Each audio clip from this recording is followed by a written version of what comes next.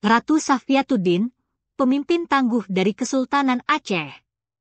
Ratu Safiatuddin adalah salah satu tokoh paling penting dalam sejarah Kesultanan Aceh, yang dikenal sebagai pemimpin perempuan pertama yang memerintah kerajaan ini. Ia memerintah dari tahun 1641 hingga 1675, periode di mana Aceh menghadapi berbagai tantangan baik internal maupun eksternal, termasuk tekanan dari kekuatan kolonial Eropa seperti Belanda dan Portugis. Sebagai seorang pemimpin perempuan di zaman yang didominasi oleh laki-laki, Ratu Safiatuddin menunjukkan ketangguhan, kebijaksanaan, dan keterampilan diplomasi yang luar biasa dalam mempertahankan kekuatan Aceh di wilayah Asia Tenggara. Ratu Safiatuddin lahir dengan nama Safiatuddin Tajul Alam dan merupakan putri dari Sultan Iskandar Muda, salah satu sultan terbesar Aceh yang memerintah dari 1607 hingga 1636. Sultan Iskandar Muda berhasil memperluas wilayah Aceh hingga mencakup sebagian besar Sumatera dan semenanjung Malaya, menjadikan Aceh sebagai salah satu kekuatan besar di kawasan tersebut. Setelah wafatnya Iskandar Muda, putranya, Sultan Iskandar Thani, suami Safiatuddin, naik tahta.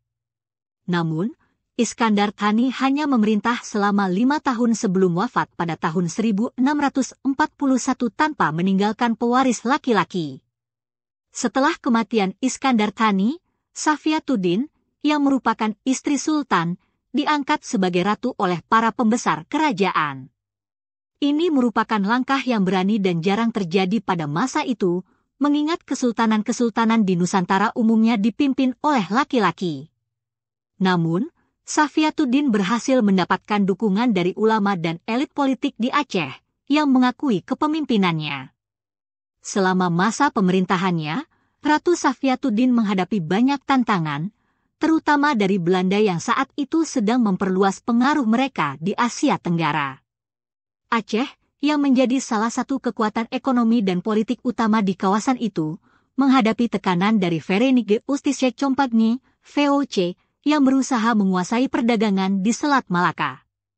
Safiatuddin dengan bijak menggunakan diplomasi untuk menjaga kedaulatan Aceh, sekaligus mempertahankan hubungan dagang yang menguntungkan dengan berbagai kekuatan regional, termasuk Kesultanan Turki Utsmani, Persia, dan Mughal. Di bawah kepemimpinannya, Aceh tetap menjadi pusat perdagangan yang penting, terutama dalam komoditas seperti lada, emas, dan rempah-rempah. Ratu Safiatuddin juga dikenal sebagai pemimpin yang mendukung pendidikan dan ilmu pengetahuan.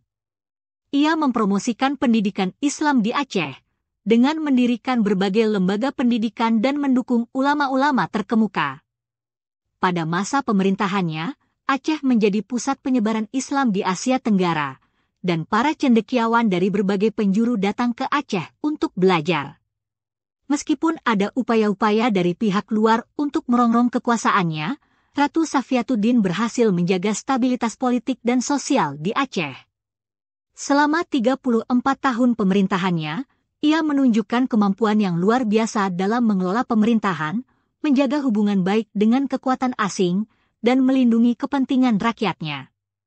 Keberhasilan Ratu Safiatuddin sebagai pemimpin perempuan di dunia politik yang didominasi oleh laki-laki menjadikannya tokoh yang dihormati di kalangan masyarakat Aceh dan sekitarnya.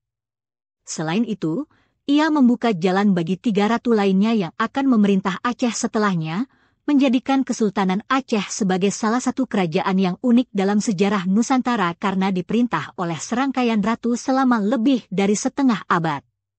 Warisan Ratu Safiatuddin sebagai pemimpin yang kuat, bijaksana, dan tangguh tetap hidup dalam sejarah Aceh hingga hari ini.